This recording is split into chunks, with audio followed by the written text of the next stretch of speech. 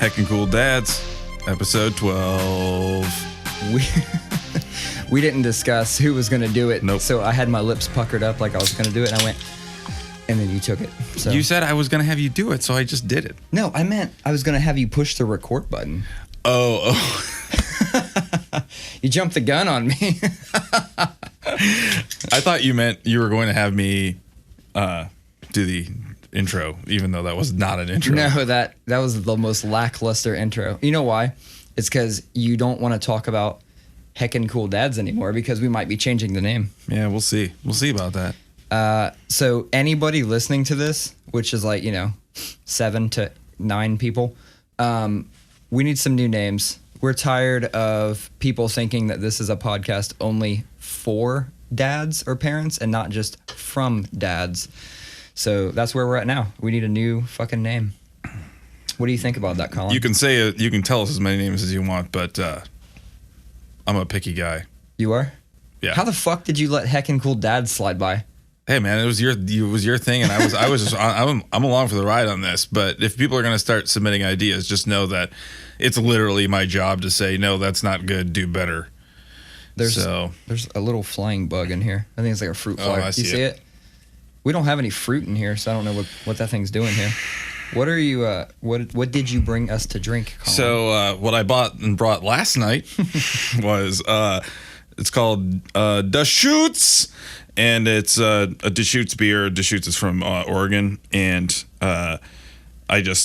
we were gonna record this last night after my band practice, and I needed something really refreshing, and this literally says wildly refreshing on the box. So I was like, that's it. And then we got here and some fucking grunge band was playing in the next room. There was like 7 bands playing. It was crazy. It was too many bands. I was pushing to do it, but I'm glad that you, once I told you finally buckled under the pressure. How loud they were. It was crazy. It was essentially a third member of the podcast, and I don't know them like that. No, so this is what is today?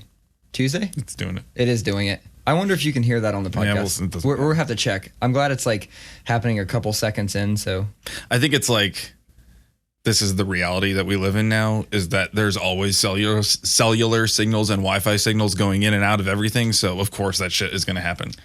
Yeah, I saw a fucking article the other day. I think you posted it. There was like kids that are growing horns or some shit. Dude, when I saw the headline, neck. Yeah, text neck. I didn't see when I saw it. I went, holy shit, they're growing horns? Like, this is the tightest shit ever. It was a really misleading headline. It was. I started telling people about it before clicking into it. I'm like, look, it came from a very trusted source. And then I went in and read it. See, if you are not... Keep going. It was like 11 seconds before I read it. I read it, I started telling people about it, and I was opening the article you posted. And so as I'm doing that, I'm recalling what I've told them. I'm like, by the way, it's not fucking horns up here. It's like bone spurs basically, and it's back here. And I've actually heard that before, though. I've heard that so many people are looking down that it's causing a lot of like just neck pain and stuff. Yeah. So this is the first physical, attribute. Yeah, because that's the thing. It's like we don't know. Everybody's speculated. Oh, cell phones cause cancer, or now we're getting some things like this. It's like. We're seeing the first generation that's growing up with these devices, so we're seeing in real time how it literally affects people. Yeah. But we have no idea. So it's just kind of like, oh yeah, keep putting devices in their hands. Cool. That's true. And that's me. I don't know how long me too. I don't know how long it takes to fucking get those, but I'm gonna have those. You ever you see those like old people that walk around and are super like hunched over?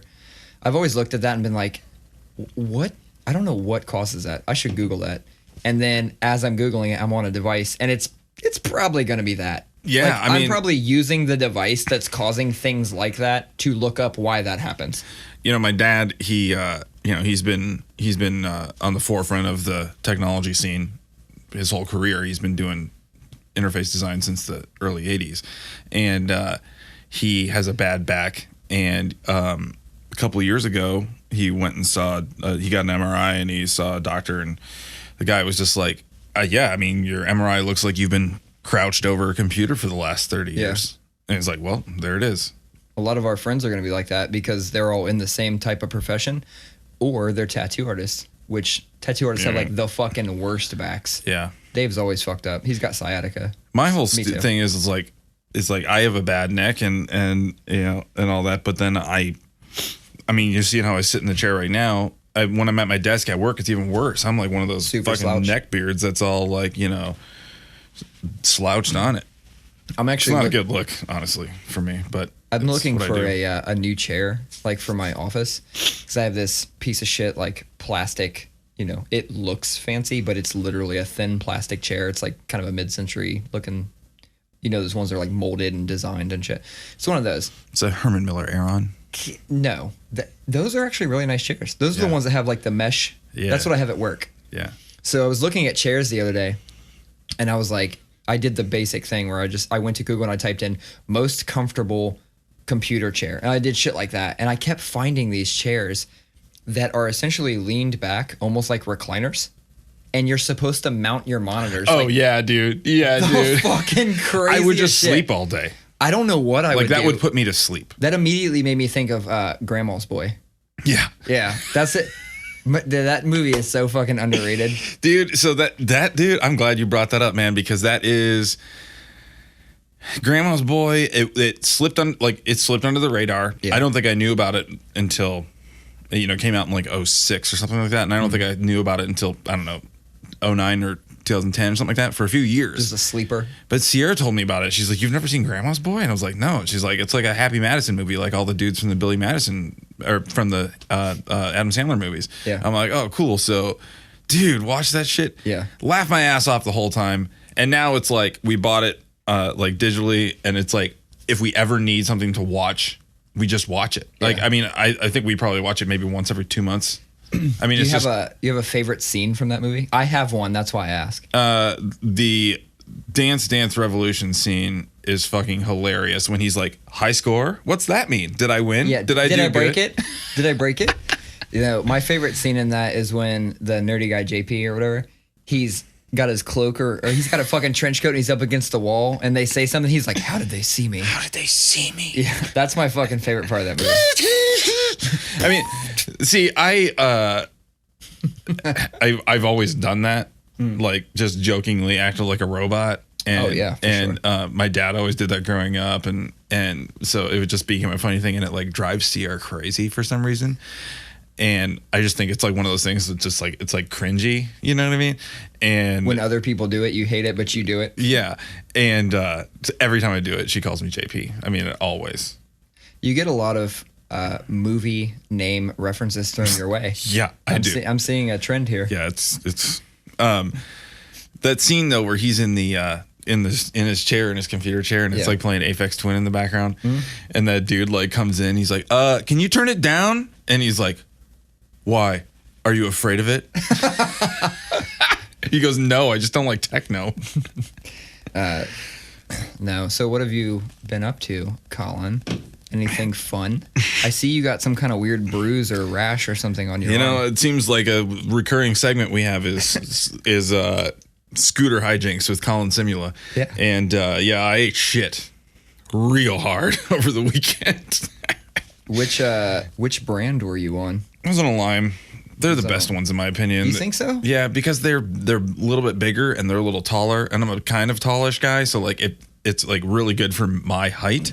I feel like such a dork talking about this shit. I man. have a preference. Mine's But Bird. I also think that they're the most consistent as far as speed goes, and they're also like they seem to be the most durable. You see some that are in like real bad shape that still run just fine. Like they just seem more like Which is funny because when I look at them color wise, I look at the ugly as Bird. fuck. Dude, I look at the Bird ones. I'm like, that's tough as fuck. Look at that. Look at that yeah, I know. flat black. No, bitch. the Bird and the Spin ones look nice. They look very Silicon Well, Valley. But Bird also makes like a more rugged version. Have you been on that? No. They make two different versions. One has like bigger wheels and shit. Oh shit. Yeah. Okay, now I gotta find one of those. Yeah. But anyway, so I was instead of Ubering to my friend's birthday party downtown, I decided to scooter because fuck it, and it's cheaper. How far is that? It's like 8 miles. Okay. Holy shit. So, and I will say this: prior to that, the longest I had gone on a scooter was probably 4.5 miles or whatever. 8 miles pushes the limit of how fun they are. Because after a while, it's just like your hands are getting numb because you're just going over so many little bumps. It's like after you mow the lawn, you know what I mean? Like after a while, it's just kind of like a drag. Maybe you're just gripping too hard. And honestly, maybe you're like holding on for dear life. That could be true. But after a while, it just kind of gets like, okay. But anyway, I'm down in Victorian Village, which is an old neighborhood here in Columbus. And I'm on the sidewalk and I see some bumps coming up, like where like the roots have fucked up the sidewalk, and I'm like, oh, I better zip into the street here real quick. So I go down the first driveway, and as I'm going down the driveway, I see that it's like loose gravel, and that thing just slides right out from under me. And I rolled probably 3 or 4 times into the middle of 3rd Avenue, which is a fairly busy street. And I was just like kind of dusting myself off, and you can't not laugh about it because it's so dorky. Did anybody see you? So this dude pulls up, rolls his window down, and like through uproarious laughter asks me if I'm okay. And I'm like, that's exactly the response. At least he cares. But yeah, that was probably looked fucking stupid. Is that the only person that saw you? I hope.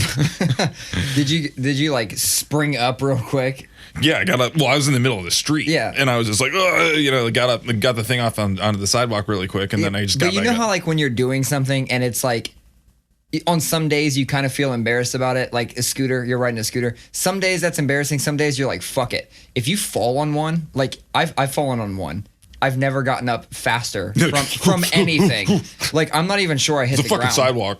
Yeah, I'm not even sure I hit the ground. Like I fucking and I was up, and it was done. Nobody saw me. There's no way anybody saw me, other than the scooter. So I got a second scooter. Yeah, you were later that night. I took a scooter home, and I'm going up the Olentangy Trail, which is a nice little bike path we have here that goes through the woods along the river on campus. And this fucker died in the middle of the woods, and it's like 12:15. It's like pitch black because it's been raining for a week, so all of the leaves are just like. Where was it at? Where was like this was like on campus, like Ackerman Road and the trail. So you're actually right. That's like just far enough south to be sketchy too. Yeah, and it was like just far enough from my house that it would have sucked to walk. Yeah. So luckily there was another scooter like right around the corner. That's the fucking beauty.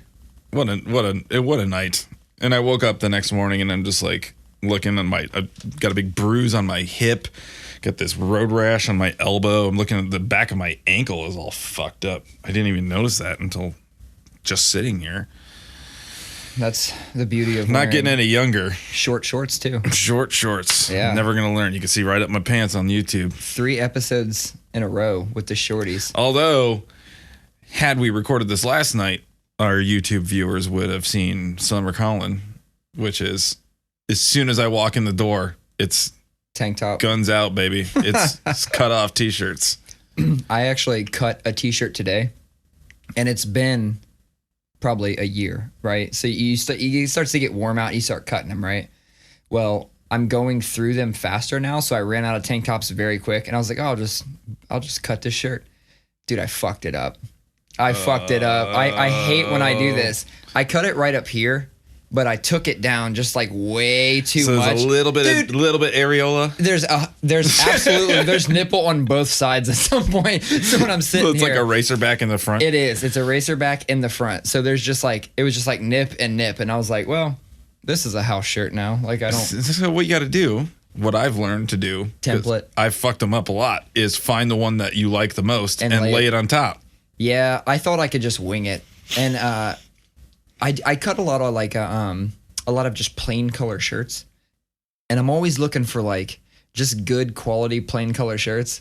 And everybody's gonna hate me for this, but Walmart, that fucking brand George, they're $3. Is it like their proprietary brand? Oh yeah, it's like George. It's like George by Walmart or some shit. It's like 90% of their clothes in there have a George tag in them. Yeah.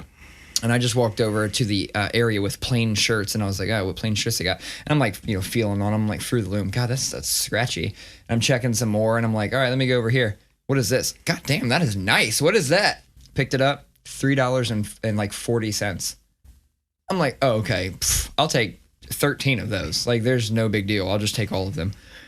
So yeah, that's a fucking pro tip for you. I got immediate family members who work for Hanes, so I can't That my means opinion dick. in this. I'm just kidding. That means shit. No, Hanes has some nice ones. They got. Oh wait, no. I like all the ones that are like semi-soft. They're like a little softer. These fuckers, they feel like they got something else in them other than just cotton or lace. See, I wear a lot of like band shirts that are Gildan. like fucking dirty metalheads got shitty ass shirts at shows. So like all of my shirts are just these giant weird flag squares. Do you have things that you obsess over with shirts though? Like, and what I mean by that is, I don't like when the sleeves are cut in a way that kind of like they wing up. Yeah. Yeah, that's like that. It's like a streetwear kind of thing. Like I see a lot of like, you know, like all style and stuff like that. Those shirts do that, but I fucking hate that when they. I also hate it when like the sleeve is like just a little bit too short, like just a little bit. You feel very young in it. Like I feel 9. Like I got this Pusha t-shirt and I love the shirt, but like the sleeves, it's like you say Pusha. Yeah. Oh, that's funny. Pusha t-shirt. I was like, what the fuck is a Pusha? And I was like, wait, Pusha T? It's Pusha T t-shirt. True. Or Pusha T shirt. I like that, Colin. You're basically a rapper. But I think I'm gonna make it a cutoff because the sleeves are just so. Ugh. Man, it used to be like fucking clockwork. I would buy like nice pants, and then summer come around, jorts, all of them. And then when it started to get cool, I'd go buy all nice new pants. Yeah, I had the same thing. I will say, now that I wear shorter shorts, I like these ones. Is this a really inane conversation we're having? What shorts? Yeah, I don't know. These khakis I'm wearing right now, like I bought them and I wore them one time and I hated them. Like absolutely hate it. It was like, no, wait, they're too baggy. But they make amazing short shorts because they're just a little looser up top. So it's not like this like suction on my leg and I look like a dork who's too old to be wearing short shorts. I have the weirdest... Like an old guy who wears short shorts. I have the weirdest body type because I go through periods of time where I work out. Dude, I know. If we ever have shirts on the back, it needs to say, I have the weirdest body type. Yeah, absolutely. Jesus. Because like I go through periods where I work out. And so like things will not fit right. I'm like, oh, up here I kind of need like a big, medium, or a large, but like that's way too big everywhere else. So it fits fucking weird. The same thing with pants. Like my thighs will be like kind of big from doing squats and shit. And then I'd want to wear skinny jeans. It's the fucking weirdest thing. Like you ever seen like jocks in skinny jeans? Yeah. Well, they make a new one called Athletic Fit, which is like they're a little roomier in the thigh. Yeah. I fuck with those. No, dude, I switched a couple of years ago from Levi's 511s or 510s. You know, they kind of just were they kind of blended together. Yeah. They came out with a new one called the 512 Slim Taper. And it is like, it's like skinny on the bottom, but with like a little bit more legroom on the top. And I love them. I'll never to go back. I also fuck with a lot of like weird off-brand. Like I'll go to Meyer and they'll have these like fucking jeans I've never heard of before, but they're kind of stretchy. So they fit like girl jeans. I'm pretty sure. My wife was like, oh, welcome to the world of girl jeans. That's why we like them, is because they're stretchy. I'm like, damn. You were wearing tights. Basically. Jeggings. Yeah. So let me ask you this. Well, first, really quick, because you talked about fucking up a cutoff shirt, which is awful. Especially if it's like a shirt that you like and you're like so stoked to make it completely plain $3.40 shirt. But I'm just saying that it does suck. I've fucked up shirts I really liked before. And turn it into a patch? No, I usually just wear it as like a mow on the lawn shirt or some shit. Got it. But I will say this. If you're a guy who wears short shorts, now that is not something you want to fuck up. No. You're half inch too short. You're done, man. Don't wear them. But yeah, because you risk your dick just falling out the fucking leg hole. To me, if they're too short, if I like sit like this, if I like sit with my leg up and I can like see the bottom of my boxer briefs, it's like, okay, guys, too short. Yeah. But do you have other things you obsess over? I mean, because I brought up the shirt thing, but like, what's something? You know what? I'll give you something I obsess over, and give you, because I sprung that one on you while we were talking about it. I thought of something. So sometimes, like when I'm at work, we'll be talking about some fucking random thing, and I literally can't get it out of my head. I gotta do or eat or whatever it is. The other day we were reminiscing about the fucking Hostess pies. And have you ever had like just random Hostess pies? I hate those things. Okay. Have you ever had the one with chocolate filling? No. I don't think I've I've had like a cherry one and said, fuck this, I'll never eat one of these No, again. don't. I mean, first of all, the crust is the amazing part, but there's nothing like the one that has chocolate in it. So I was at work the other day, and me and one of my coworkers was like talking about how amazing these pies were, and 90% of the people in there had never had them. So as we sit there and we're reminiscing and talking about it, I'm just fucking obsessing over these. I'm like, I gotta get these pies. When's my next meeting? You can't like take your mind off of it. I could not. I couldn't focus on anything. So I was like, when's my next meeting? And my meeting wasn't for like 45 minutes. And we're in a very populated area. I'm like, I'm just gonna run to the gas station. So I go to the gas station. They don't have them. They don't have any of them. All right, we have a Kroger right there. I go to Kroger. Nothing. I'm like, God, okay. I'm going to try one more spot just on the way. I'm going to go to this other gas station. It's a BP. I go there. They had the cherry and the apple. I don't really fuck with the cherry or the apple, but I was like, I'll grab a couple of these. The coworkers eat them. I come out and I'm like, what time am I at? You know what? I'm going to go to that Walgreens. So then I went to the Walgreens across the street. I go in there, nothing. I'm like, all right, I'm going to drive back. So I turn, I'm heading back, and I go, I got time for that Speedway. So I went in the speed. That's 5 if you're counting. 5 fucking locations. I go in. They didn't have them either, but they had their own fucking version called Speedy Pies. And I look at it. They're the ones. It's like you're talking about the shit that's in like those waxy papers. Yes. Yeah. Okay. But they got rid of the waxy paper. They're in boxes now. But you know what I'm talking about. I do. We actually were talking amongst ourselves about the waxy paper and how it adds a certain level of whatever. So I go in. I go in and I see the Speedy Pies, and I'm like, they got chocolate, and they were half the price. So I got 2 of those, took them back, and I can say with certainty that they do the trick if you can't find the chocolate Hostess, but they're about 85 to 90% as good, but only 50% of the price. So the value is amazing. The regular ones are $2. These ones were $1, but they were 85 to 90% of the quality. I'm like, that's an amazing value. It's too late in the night for me to do math, man. Speedy Pies, I will be back. I might get one tonight. That's good for you. Not only will I get one, I'm going to get you one so that when I'll try it. When we link up, dude, I'm keeping a list of things that you need to try. I have another one in my brain that I always want to bring you, and I've not yet brought it. Which is? I'm not telling you. Taco Bell breakfast. No, but did you see Jordan's text the other day? See? Yeah. Yeah. So, I haven't had it yet. We don't pod early enough. I can't get you Taco Bell breakfast. What's something you obsess over? I obsess over the weirdest thing. Weird for me because I've always my whole life have been like a really slob kind of guy. Like I was the kid whose like desk at school and locker was just like overflowing and God knows what. I was that guy. Let me throw one thing in there. Read an article that's a sign of intelligence. Oh no, I'm fully aware. All right.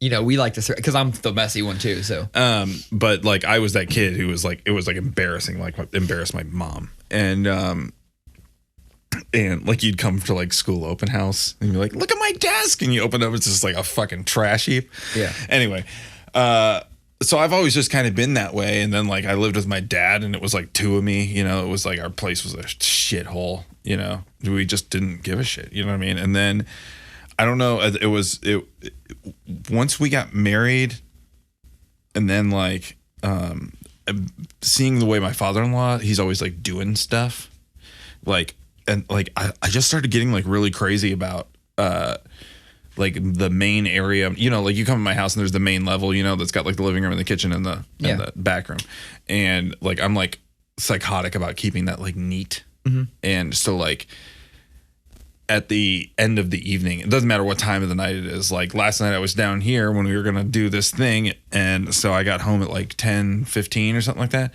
And like, I was like literally just like walking around, like picking shit up and straightening chairs. And then I swept, you know, like, yeah. I just like, if I don't do that and I sit down, like I won't be able to like relax until I can like get up and just like everything feels, you know, in order. I caught a random video the other day. I feel like that's how a lot of like traditionally a lot of wives feel around the country right now is just kind of this like need to pick up. It's just like, you know, okay, everything's good. Yeah. I caught a random video the other day, and I caught it on a very unlikely source, which was LinkedIn. Like, out of all places, I don't like that LinkedIn is turning into like people sharing videos and like shit like that. But I caught a video, and it was like this guy, essentially like coach. Yeah, how is he doing this? He was like, his son was getting ready for school in the morning, and it was a video of him like basically telling his son in a calm voice, like, "Hey, you should be able to do this in 5 minutes. I want you to do this." And his son was like trying to bounce around and sometimes multitask, and he's like, "No. Don't multitask. You can focus on one task at a time. It's not a race. It's just, you're just doing them back to back, casually and slowly." And he's talking to him in a calm voice, and he's doing it. And, and he's being very encouraging and stuff. And he's saying like, "Look at that. Okay, no, why are you trying to put your socks on? Now you got to sit down. Why don't you put your pants on? Okay, you're, blah, blah, blah." And he's just coaching him through it. And I was like, for whatever reason, I know the point he was trying to make, but from that, I was like, I want to apply that to my life. Like, all of a sudden, I've been trying to do that. So I don't wake up and feel the need to, okay, get up, sit there. Oh my God, it's whatever time. Rush around and get ready. I'm trying to practice like getting up, brush my teeth, put my clothes on, go downstairs, start some stuff, get the baby. I'm doing it like back to back and just casually. And then by the time I sit down to enjoy my coffee, I'm actually fully ready to walk out the door. Mm-hmm. Dude, do you do that, or are you? No, I don't even drink coffee at home in the morning. I just like go to work, and then I make coffee when I get to work. It's probably I honestly should probably drink coffee the first thing I do. I mean, when I get you don't walk in and start throwing people around. Well, no, I just think, if I'm honest, this goddamn gnat or whatever's flying around, it's making me want to fucking me up too. Punch a hole in the wall. Anyway, I'll call you Kyle. What? Have you seen all those Kyle memes? They're nothing but punching drywall. Oh yeah. Like Monster Energy drink. Exactly. And, yeah. But now I lost my train of thought. God damn it. We're talking about drinking coffee, and you should drink it at home. Oh yeah. No, if I'm honest with myself, like mornings, especially like during the school year. In summer, it's totally different. In summer, it's fucking lazy. I have to like drag my ass out of bed. But during the school year, like mornings are tense in my house. I'm on a fucking like warpath. Drill sergeant. My kids are gonna be sitting around like this on their future podcast in 2063. No, that's way too far. Yeah. Anyway, 2032. You said earlier, in your defense, you said it was too late to math. Yeah, that's true. I'm gonna give you an It's out. been a long fucking day, man. When my kids are 55. Yeah. When my kids are doing their podcast, they're gonna be like, "Yeah, dude, when we were growing up, man, mornings at home were fucking, Dad was pissed every day, every morning." I just like, yeah. So I don't even, so no, I don't practice that. And I generally practice I'm not a morning person. Like on the weekends, there's no way I'm sleeping in past 9:30 at the max. Like, it's hard. Like, I try, but at that point, it's just like, I have a kid under 2. Oh yeah, you're not even 7-10. You're not there yet. You're not there yet. Oh man, just when they all can fend for themselves. Oh, that shit's so awesome. It's like I have a pack of dogs or something like that. Yeah, no shit. Throw some steaks. Pop-Tarts. No, that's literally what I do. I literally, I will buy a bag of a box of Pop-Tarts or like one of those Entenmanns donuts, the 3 flavors. Yeah. And I'll literally set it on the counter and like write a note that says like, each of you gets 2 donuts, or you know what I mean? And it's always like, it's torn open, literally like raccoons got into it. Like, it's not even like, they don't even try to neatly do it. It's like literally looks like a savage. I love that you said Entenmanns, because those are what I buy too, but I only buy them on sale. They're buy one, get one free at Meijer all the fucking time. I wait and then like that's when we get those donuts. Because if I'm spending fucking $4.99 on 8 donuts, I'm going to Dunkin'. Like, well, see, that's my thing. My whole thing with Entenmann's is if I'm at the store like on Friday night, and I can get ahead of it and be like, one of the kids is going to ask for donuts in the morning. So if I have donuts there, then I won't have to go to Buckeye Donuts. I won't have to get up and I won't have to get in the car. I won't have to go stand in line. You know what I mean? So that's why I get the Entenmann's. Anyway, so during the week, no, I get up like the very last second to be able to get out of bed, get in the shower and, get my affairs in order, feed the dogs, and get out the door. I can be out the door in 15 minutes if I need to be. And but historically, I've tried, because it's really appealing to me, this lifestyle of like getting up with time to like be, to wake up, to be yourself, to have coffee, to, read a chapter in a book you've been reading. I don't know. Me growing up, it was always like the thing that we always aspired to was like the dad who got up and like did his morning Bible study.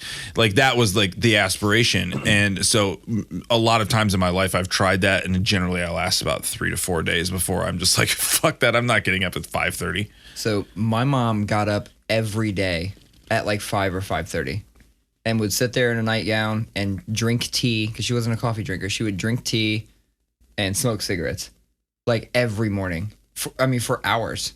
And that was never me either. I was like you. I would wake up at, let's say I had to be to work at 8. I'd get up at 7:30 and I still had time to chill. I might get up at 7:45. Like I was that type of person. And when I shaved my head for the first time and I didn't have hair at all, there was no more bedhead, no more anything, dude, I could push that shit to like 7:50. I mean, it's fucking crazy. Nowadays, I like kind of live for those moments. Like I hate getting up through the week, but on the weekend, I actually love getting up at 7. I sit down with my daughter. Everybody else is asleep. I let my wife sleep in literally every week. Every weekend she sleeps in, and I sit there with her, give her, she eats food or juice or whatever the fuck she wants. I just give it to her, and I sit there and watch podcasts and YouTube videos. That's like my thing. And then she takes a nap around noon. My wife might get up at 11:30. My kid, the same. So I just have all this time in the morning to just fucking sit there and veg out. Hayden sleeps until like 11? Yeah. He didn't today. Dude, he was like, I'm trying to think. Christ. I think he was up before I left for work today. It goes back and forth with him. Like, whatever the fuck he wants to do, he just does. Dude, Roro. Let me ask you this, though. What time do they go to bed? Oh, my kids go to bed at summer bedtime is 9, and they're generally like asleep by 10 or 10:30. Let me give you a window into our life. His bedtime for school is somewhere between 8:30 and 9:30. His summer bedtime is more like somewhere between 11 and 1. So, and I try to tell him, I'm like, you don't understand. All your friends are in bed. And when he like bitches about going to bed, if I go, it's 11 o'clock, it's time for bed. He's like, okay. I'm like, don't okay. Like, all of your friends have been in bed for like a couple hours. Yeah, I mean that's the thing is like because I've had other friends tell me that, and part of me gets a little bit jealous. It's like, oh man, I'm a fucking asshole dad who's like a fucking drill sergeant. But at the same time, it's like we all live our own stories. We do what works for our family, and keeping our kids on a regimented bedtime schedule has worked very well for us. Yeah. It always has. We're 10 years in now, or almost 11 years in.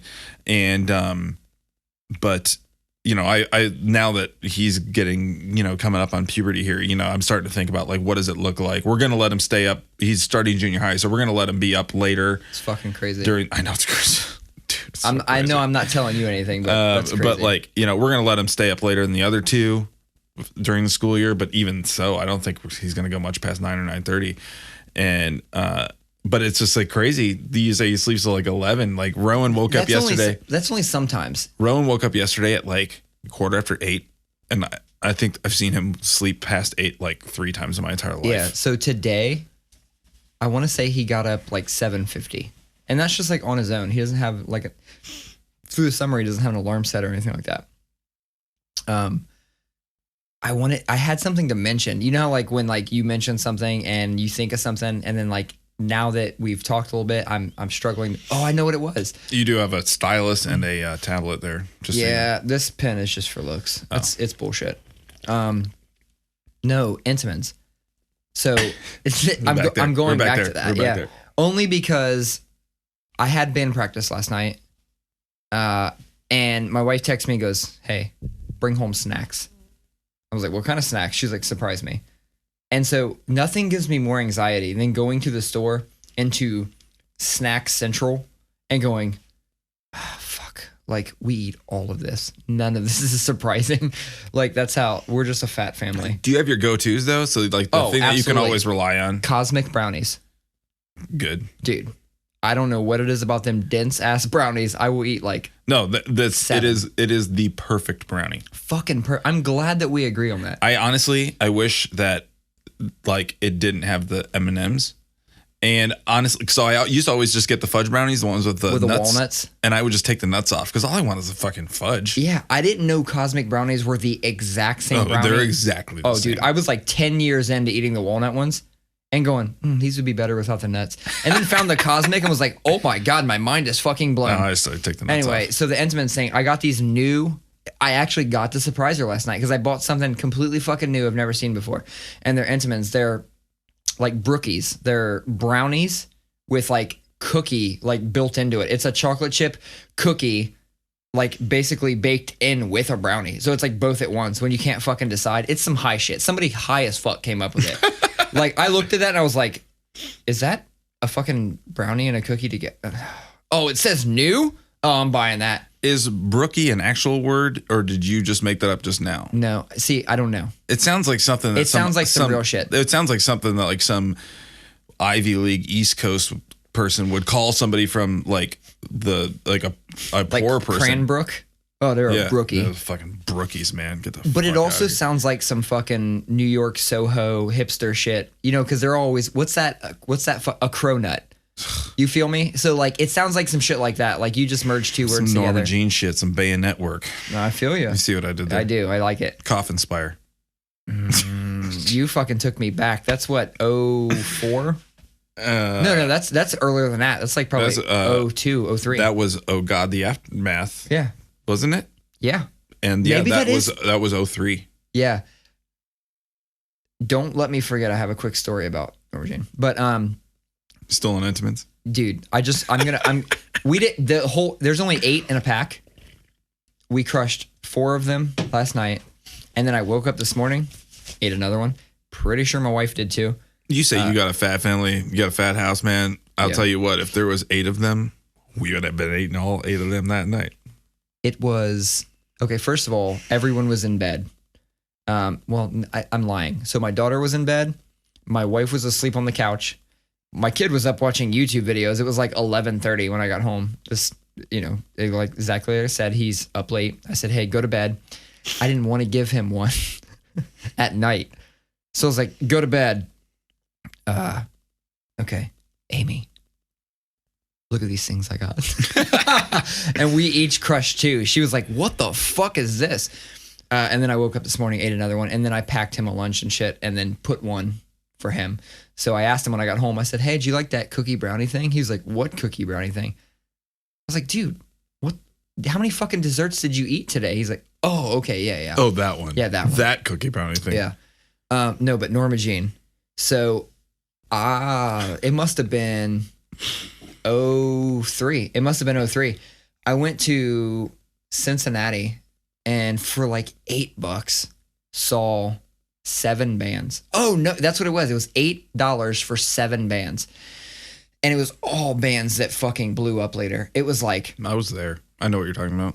Hot as fuck. They stopped letting people go outside. They had a big fan. It did nothing. No air conditioning. It was like Avenged Sevenfold, Norma Jean. It was Avenged Sevenfold when nobody knew who they were. That's what I'm saying. They were the very first opening band, and they I was like, who are these goth I went for dorks? my birthday. Yeah, I was there. Yeah, that was a dope fucking show. I got a good story about that show. So it was them. It was Norma Jean. It was Throwdown. Yep. 18 Visions. Yep. And Bleeding Through? Yes. It was like an OC thing. Yes. Because Avenged Sevenfold, as everybody was OC except for Norma Jean. Because it was 2 different shows. It was 2 different tours. You're right.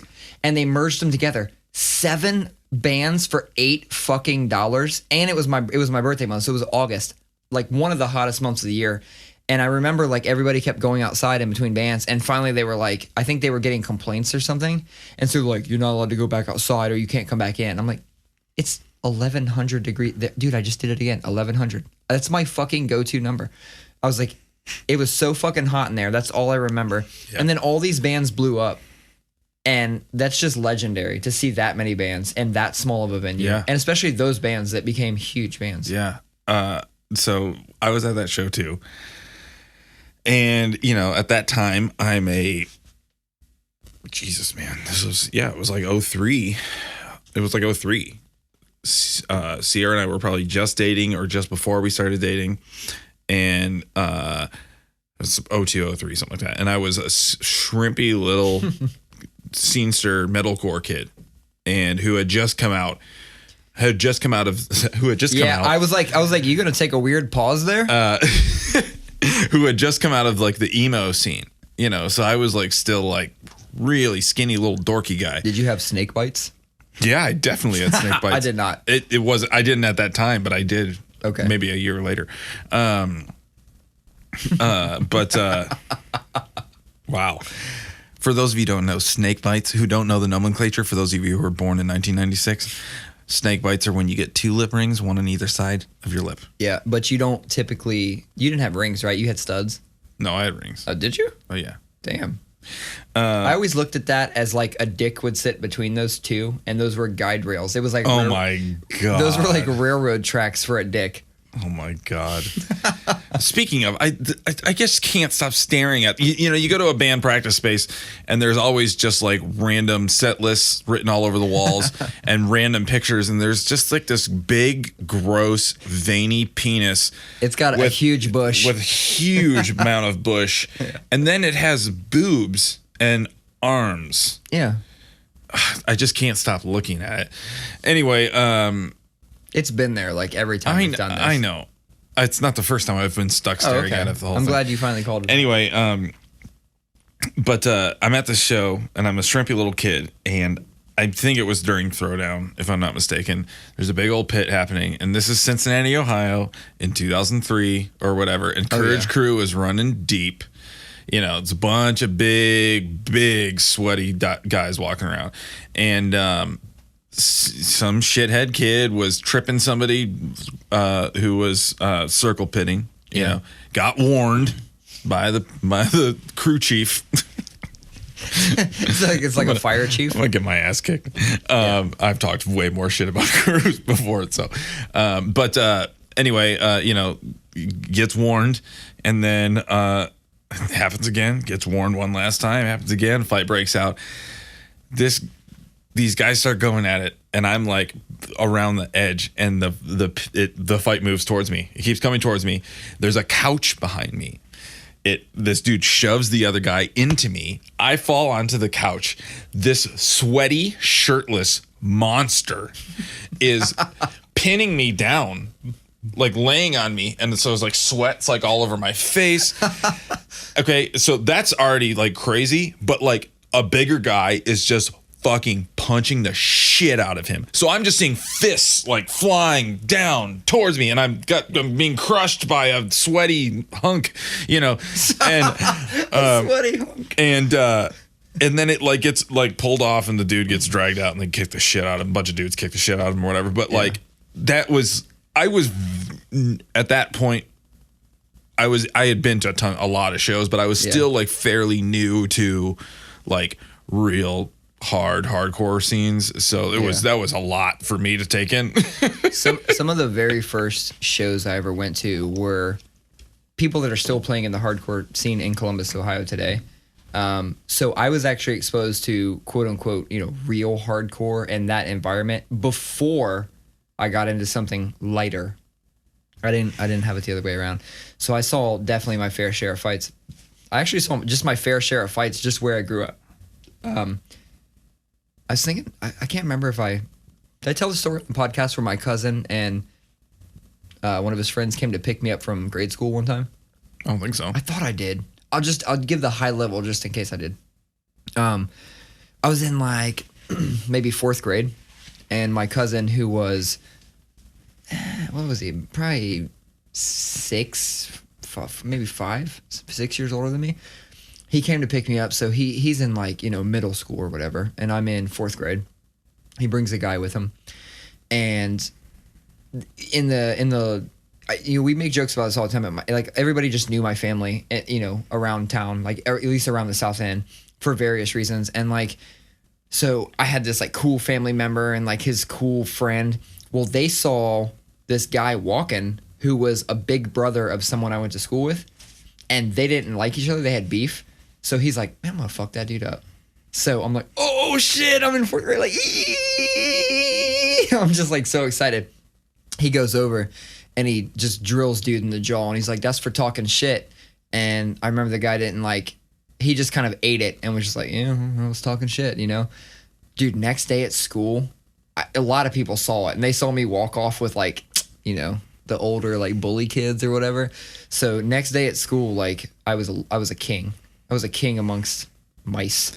A god amongst men. Yeah. I didn't want to use the word god, so I said king amongst mice. It doesn't even make any sense. Did not have the same impact. It didn't. But I'll go with that. That's fine. I was a god amongst men.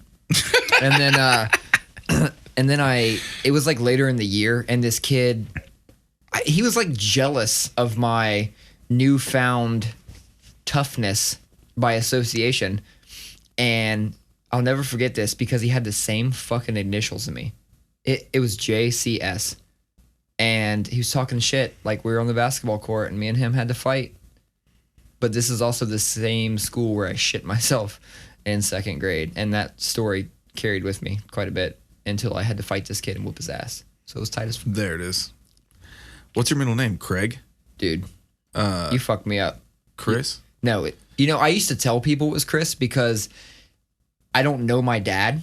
And my middle name is my dad's name. So I didn't want to even... We don't got to go there then. No, we got to go there because I have literally the most hillbilly name that starts with a C. Clint? That's pretty fucking hillbilly. But Cletus? God damn, that's even more hillbilly. But it's not that. I thought I had the most hillbilly name. Now I realize I have like the fifth or sixth. Clint is a pretty hillbilly No, one. dude. There's nothing more hillbilly that I can think of right now than Cletus. That's true. It's like Joe Bob. You know what I'm saying? It's Clyde. That's pretty fucking bad. Yeah, so you know how, and like back in the day, you remember when people would be like, oh, your middle name and the street you grew up on is your porn name. Clyde the Glide Hanford. You know what I'm saying? Like, I used to go with Clyde the Glide, and I stole that shit from Clyde Drexler, like the basketball player. That shit was tight. My middle name's Steven.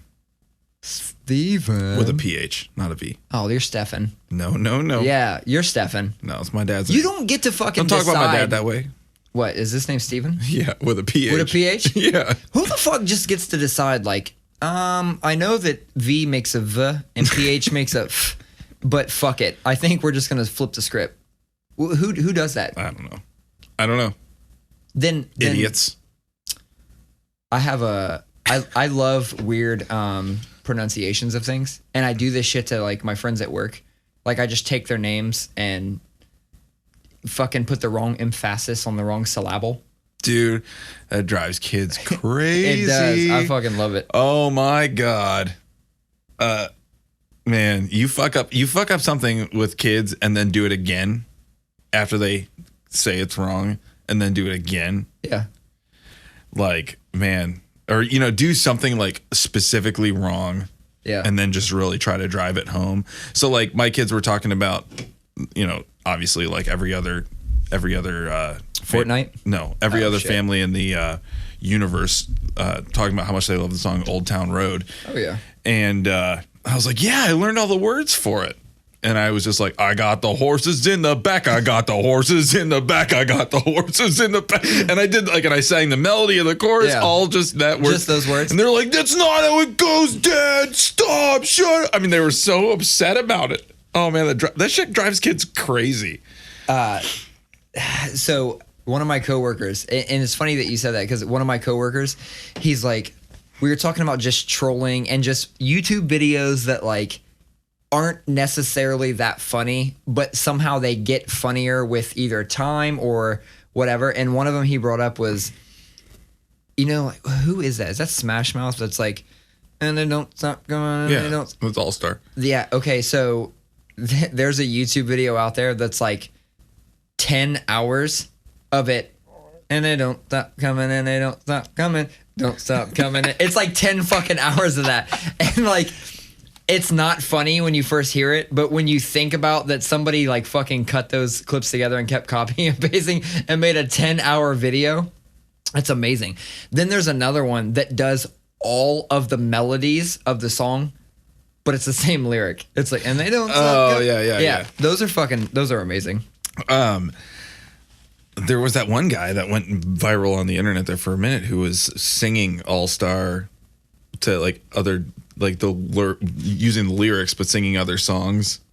But you would like, the first one he did was like the Evanescence, like Wake Me Up Inside, you know, whatever. And he like just started this song, but it was fucking Smash Mouth. Yeah. Oh man, it's too good. But speaking of Smash Mouth, holy crap. 2 weeks ago when we did with Nick, I go back out to the car to leave my Jeep, the top's off the Jeep, and there's a fucking Smash Mouth CD just sitting on my steering wheel.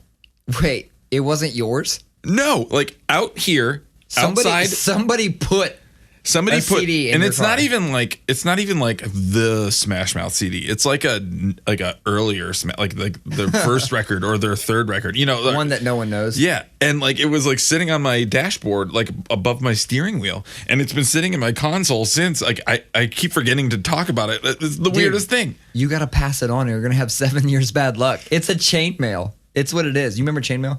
Yeah. Yeah, it's chainmail. So is this anything I should know around this practice spot? Do you know? No, I know nothing about. Because I only know the guys in Lopan. Those, as far as I know, those are the only guys I know. So maybe one of those guys was fucking with me because I saw it was my Jeep. I mean, but I don't know. There's a lot of people that practice here, as we saw last night when we tried to fucking. It was funny though. That was funny. Do this, and there were 7 bands practicing. That's amazing. Those chainmail things were always really funny, but there was also a trend for a while, and I actually didn't mind this. Like you would come out from the mall, right? And there would just be a note on your car and it would say like, hey, I'm with the so-and-so movement. I just hope that you have a great day. Drop this note on someone else's car. It was like the real physical manifestation of chainmail. It never said like, you know, do this or your dick's going to fall off or any weird shit like that. But I didn't mind that. I don't mind the pay it forward approach to positivity. Sure, no. That's awesome. Did you ever have any? Sometimes I just switch gears so hard. You do. Because I start thinking about something while you're saying something, and it's unrelated. It's like there's no relation at all. But then I want to ask you a question, so I cue it up, and I'm like, when this conversation's done, switch them. Do you have any celebrity crushes? I Did or do?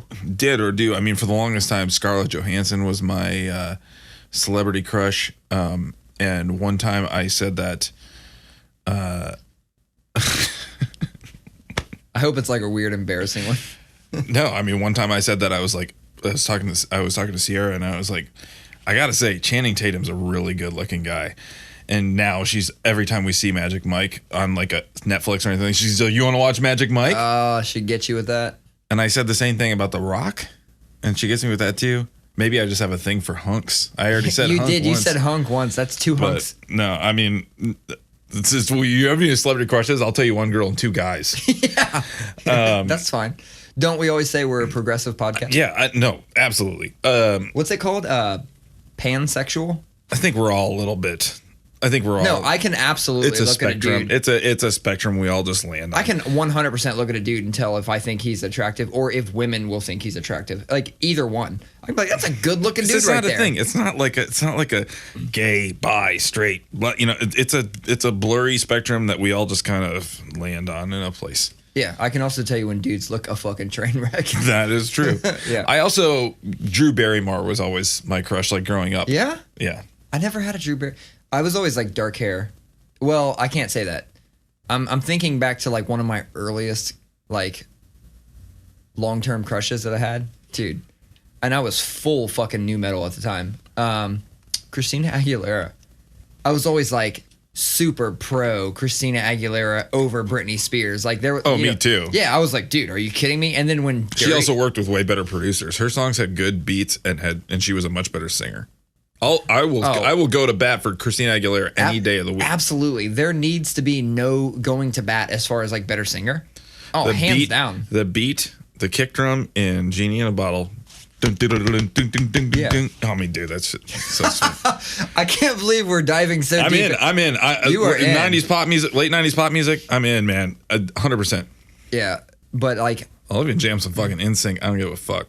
Oh, NSYNC over Backstreet Boys all fucking day. All day. Yeah, all day. there was in my hierarchy went NSYNC, Backstreet Boys, 98 Degrees. Sorry, O-Town's at the top of that one.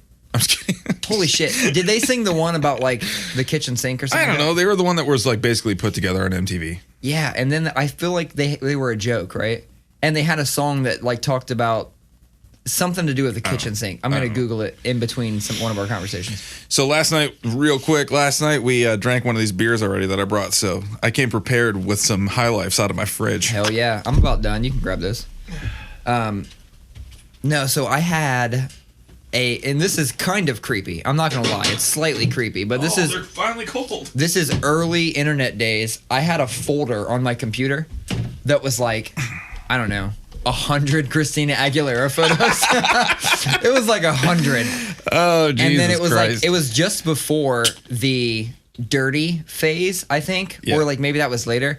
And I remember being like, oh my God, like I like her so much more. Like, holy shit, as a dirty Christina Aguilera, like she's so fucking much better. That was like my girl. And Kyle knew that. Like everybody fucking knew that. So I can damn near name, like I have these crushes for periods of time and then they just go away, right? So I also had one on Katy Perry. I was big Katy Perry fan. And then, she went batshit crazy and like that should make me like her more, but it didn't. There was a big celebrity tattoo artist named Megan Massacre. I think I know what you're talking about. Commonly had like red hair and shit. Dude, I was a big Megan Massacre fan. I don't know why. Because I look back now and I'm like, I don't know why I was such a fan. But I remember at one convention, Kyle and Dave and whoever, she was there. And like they went and actually got a signed picture and it was like to Jeff Money and yada yada. And I was like, oh shit. And when me and Amy first started hanging out, she was like, what's the story with this? And so I had to explain that story like, oh, yeah, I have this celebrity crush. She always gives me shit. So in the scope of Jessica's, so there was Beale and Alba. Did you have a preference? If I had to pick one, Beale probably, but no, neither of that. That is not my.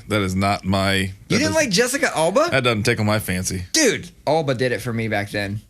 I don't even know. Has she even does she even act anymore? I don't know. That's the weirdest thing. I just lose track of people. Like, where did they go? What are they doing? See, that's the thing. That shows a huge difference between you and I and where our tastes lie, because that girls like that weren't even on my radar as far as interest. For me, it was like people like Christina Ricci. It was like the oh my weirdos. God, that was a huge. But it was like weirdos. It was weirdos. It was people who didn't look super conventional. Okay. And no, I mean I like that too. But that's the weirdest thing. Christina Ricci was a huge crush of mine for fucking years. I mean, like honestly, that's probably one that I still like Christina Ricci. I haven't seen her in a few years though. I wonder what she looks like. I don't know. What did she put in Casper and Addams Family? I'm trying to think of some of her other that Penelope movie where she had a pig nose. What the fuck? Yeah, so it was based on some kid's book or something. I don't think I've seen that. I said seen. I don't think I've seen that. I don't think I've seen that. I don't think I saw that. Oh man. That is something that I didn't really hear a lot until I moved to Ohio. Was saying I seen that. Yeah. That's all right. Or Up There. Yeah, look at that, lights out up there. Oh, that's like the Jeff Foxworthy skits. Like where he takes he does I don't know what he does. It's like he takes one word, but it's really like a sentence. And what is it? Which did you? And he's like, you didn't bring that there with you, did you? And it's like, it's one word, but it's a whole thing. Dude, that's a guy I haven't heard shit from in a long fucking time right there. I was thinking about growing up, and like sometimes, we've explained this before. Like I try to think of these like old stories that I thought were funny at the time. And as of lately, I've just been thinking about old ass stories, and what triggered it is my brother's birthday was yesterday, and I mentioned earlier. Happy birthday to that mob boy. Shout out to this is my. Well, yeah, he was too. I mean, come on, but he was kind of my dad growing up, and it took me into my 20s to really like put that together. People would say things because I never met my dad. He left before I was born, never really claimed me, and then I guess I heard he saw me once when I was like 9 weeks old or some shit like that. But people would say like, oh man, that's weird. I can't imagine that. Or like, what's it like not having a dad? And I'm like, I don't know, because I don't know what it's like to have a dad. My mom never like remarried or anything like that. So I was thinking when I was in my 20s, I was like, it was getting close to Father's Day. And I said, you know what? I truly think I never missed having a dad because I had my brother. And I start thinking about those like stereotypical things that like dads do, like teach you to throw a baseball, take you to sports games, you go ride dirt bikes. Dude, my brother did all that. He always took me to all that shit. He taught me all the bullshit like that. And he's the one that like busted my ass and made me like tough. You know what I'm saying? Yeah, man. And then he bought me dirt bikes and 3-wheelers. And it's like, holy shit. I never missed having a dad because I had a brother that was 11 years older than me. And he always did that shit. He also fucking kind of picked on me. And well, that's the thing, because I was that. Yeah. For my sisters and for my brother a good chunk of the time. And that's the catch, is I was also the big asshole brother. Yeah. So yeah, I get it. I never got to be the big asshole brother. I remember he was standing on my mom's porch, and I don't know the time frame of this story. Like, was I in grade school? Did he still live at home, or was he just visiting? I don't know the time frame, but I remember he was holding a broomstick, and it had like, he had unscrewed it, so it was just the stick, and he was like acting like he was going to throw it at me, and I was like, running back and forth on the sidewalk like, you can't get me, motherfucker, you can't get me. And he yells, Shokazulu, and he throws it, and I take off sprinting. Well, he threw it, and where it landed, I stepped on it and fucking busted my ass. So he didn't spear me, but he threw it in a manner, and it just so happens to be lucky it landed right in front of me. I step on it, I bust my ass, and it was probably the funniest. It was probably the hardest I ever laughed while being hurt. Mm-hmm. And the only reason that story popped in my head is because the other day, out of nowhere, there was some fucking random thing on like, it was like an ad or something, and I mistakenly clicked on it, and there was something that said Shokazulu, and I went, and it threw me back to this fucking that story just a ton of years ago, and I'm like, wow, that was a real person. So that does date it a little bit, because I'm pretty sure this was like before internet was like common in the house and shit like that. Or else maybe I would have fucking looked it up. But yeah, he yells Shokazulu, and he throws that thing. And so the other day I see that, and I'm like, oh my God, that reminds me of this story. That's a real person. So I Googled Shokazulu, and I read the fucking story of Shokazulu, and it was all because of that weird fucking thing. I don't even know who it is, so I'm gonna have to look it up now. Yeah, the guy was depicted with a spear and yada yada. So like, it fucking made sense. So obviously he like a myth or something like that. No, he's a real ass dude. Oh. I think he was in like the 1700s. I think is what it said. I'm drawing a blank, but I want to go back here for a minute to a conversation you brought up earlier. Is do you use LinkedIn? So sometimes. Like, how often do you go to LinkedIn?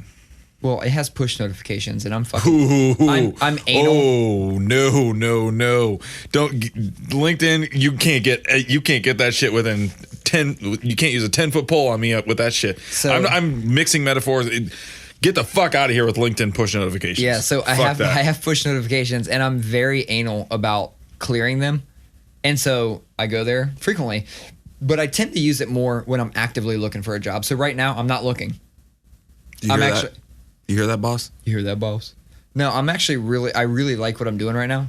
So I'm not even remotely doing it. So like, I should caveat, I only get some push notifications. When I get a message or when somebody tries to add me as a friend, those are the two I get. Oh man, somebody messaged me on LinkedIn and she texted me and she was like, you have your fucking phone number on LinkedIn? No. You said she texted you. I was halfway through the sentence.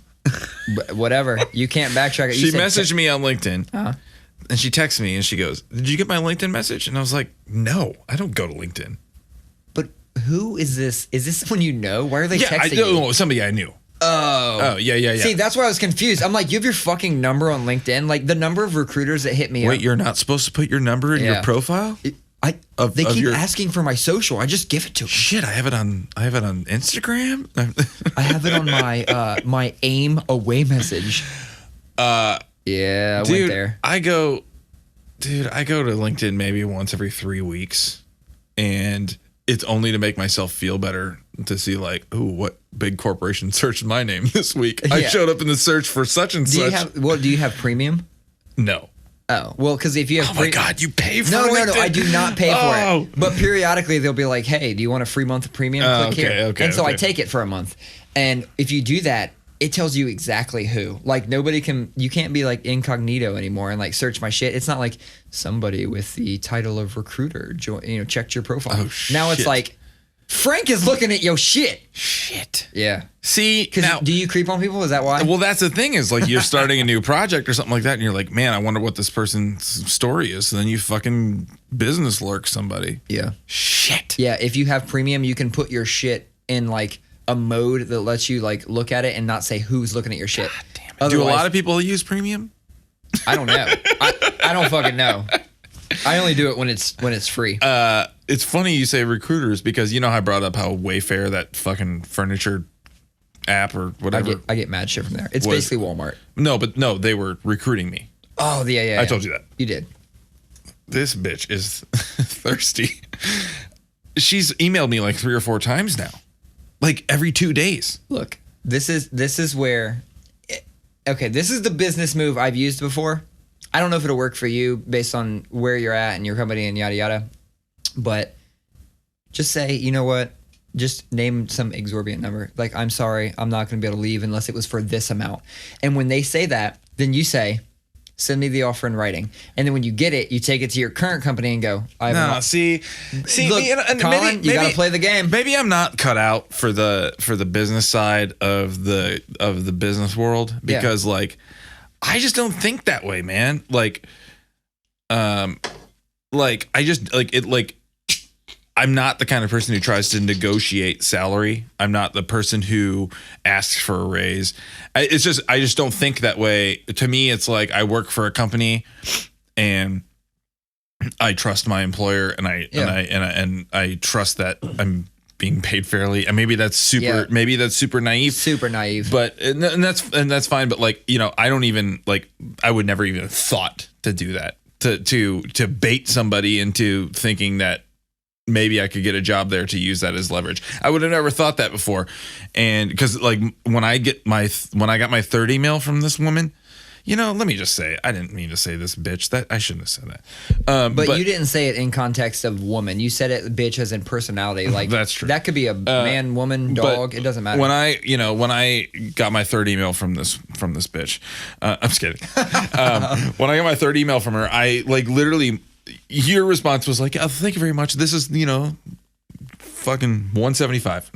Right. Exactly. You know what I mean? No, my first thought is I want to email her back and say, take a fucking hint. I haven't responded to anything yet. I'm happy. You know, that's the way my brain works. Yeah. I don't even think about how can I leverage this into more pay. But that's very fascinating. It's just not my personality at all. So, and you're probably happier that way, to be honest, because I'm one of those people that I go to Glassdoor and I search my job title and things like that, and I look at what like the median is for my the median is for my area. And then I start looking at my company and what's the median. And these are self-reported from people that have the same job title. You self-report in Glassdoor. So these are, it's real numbers. I mean, it's not them. No, I know. I mean, I've looked at it. Yeah. I've looked at it, but it like I said, it's just, I think it's a personality trait is you're a go-getter and I'm not. Well, and actually it's something that my wife always says is actually something that kind of resonates, and nobody's going to be a bigger advocate for you than you. Yeah, totally. And I fucking identify with that. I'm the kind of guy who likes to settle in and like get really happy. I mean, my last job was a toxic place. Yeah. It was a toxic place, and I was there for 10 years because I really genuinely loved the job. I loved the work. I loved some of the culture, and but I'm not one of those people who's always looking to jump. I'm not saying you are. No, I'm not. I'm not saying you, but you know what I mean. Like, there's two different types of people. Is the type of person like you that's like always like to me, like you are always looking for a way that how can I leverage this a little bit, and that's totally fair. And I think it's just a philosophical difference. And I have an explanation. I'll tell you. I just don't think that way. My explanation is, and I've told you this, I didn't graduate high school. Yeah, I've always had something to prove. I get it. And so when I first took this job, I took it because it was a job. And after 5.5 years of doing that job that just happened to pay me a couple dollars more an hour than the last job, I started seeing like, oh shit, people make moves in the same company and you take other jobs. And oh wait, this is what a career. This is how you make a fucking career. Especially for somebody that didn't go to school for a specific field. I was carving my niche, right? And what I've learned is nowadays, it doesn't matter if you go to school. Like that gets you into a specific company or area quicker, obviously. And I'm promoting everybody go to school. I do wish I would have at some point went to school. But now that I've been with my company 13 years, I have real world experience. I can move around. And it was evident to me when I had my last role, I was a business analyst. And I realized what an in-demand job that was when I was getting hit up on LinkedIn all the time. I bit on a few of them. You know, like there was times where like I felt like I wasn't being fairly compensated. I wasn't positive. I didn't know what my teammates made. But when I started looking at Glassdoor and stuff, I felt not fairly compensated. And I would see these jobs and I would see what they were paying. And I go, that's the same job title as me. How are they paying, X amount more? Sure. And so I did it one day. One day I said, fuck it. I'm going to meet with somebody and interview. And I did. And I actually went through 5 rounds of interviewing with a company that, my building alone is 11,000 people or more. This whole you guys have, I don't want to give details of your company. No, but we, and that's just, it's like one of the biggest office campuses in the country. It is. There's only 2 things that are singly owned and operated that are larger. No. And one's for the government. That's a big difference is, I work for a consultancy of 50 people. So, and I'm on the leadership team. So I see some of the business side. Yeah. So that also factors, I think, a little bit into the way I kind of approach this stuff, just because I just have a bigger picture view of things. But it really does come down to just like, I like you said, like I said, I couldn't describe it better than I would never have thought. Yeah. I want to tell this woman to eat shit because she won't stop emailing me. Yeah. You thought, how can I hustle this shit? Yeah, everything's a hustle to me. And that's literally the area I grew up. But I was interviewing for this company and I went through 5 rounds of testing. And this company is way smaller. I mean, they were still, if you say 50, they're bigger than that. They were like, I want to say 250. And the way I found them, I went to Google and I typed in best place to work in Columbus, Ohio. And it just so happened they had this company that publishes a list every year had just published a new one. So I'm looking at it and I picked the small or medium size, the first company, like number 1 for medium sized company. And I just went to their website. They had a fucking job that was my business title or business analyst. And I was like, I'm gonna apply for this. I apply.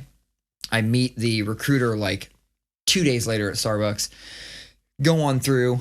I actually interviewed with the fucking, like, head of the company, like the guy who owns it, who had started it because he was tired of working for a similar company that made him travel. He wanted to stay at home with his family, so he started his own and said, I'll go with the lower hanging fruit than that company.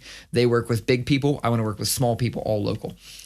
Interviewed with every one of them, 5 different people, and they go, you know, you are one of the few people that we've interviewed with no degree, and they've made it this far and offered me the job. And that's where you and I are alike. Yeah. And so I took that and I said, wow. I went to school in the streets. Same school of hard knocks, son. No, so I took that. They gave me an offer in writing. I basically went to my current company and said, I'm sorry, like, this is a significant more amount of money. I mean, this is a 20% raise. That's significant. Like 3%, 5%, you can live, you know, whatever. 20% is like, you're talking decent money. That's a life-changing experience. And they go, okay, well, you're a very valuable person in your role, and we feel you're just getting started. We'll match that for you to stay.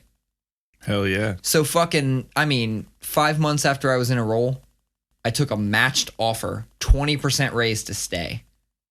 And I was like, you know what? That validates that I was underpaid. I feel, because they wouldn't be able to do that. You business wise, you can't do that. They can't seriously overpay me. So that was in August, and our raises happen in like February. Yeah. So come raise time, I said, I'm fine. I know I'm not getting a raise. I got a fucking 20% raise. I got a 10% raise. Bitch. And yeah, dude, that's wild. And I was like, wow, that even more so validates I was underpaid for my fucking position. Yes, queen. Yes, queen. I will say this.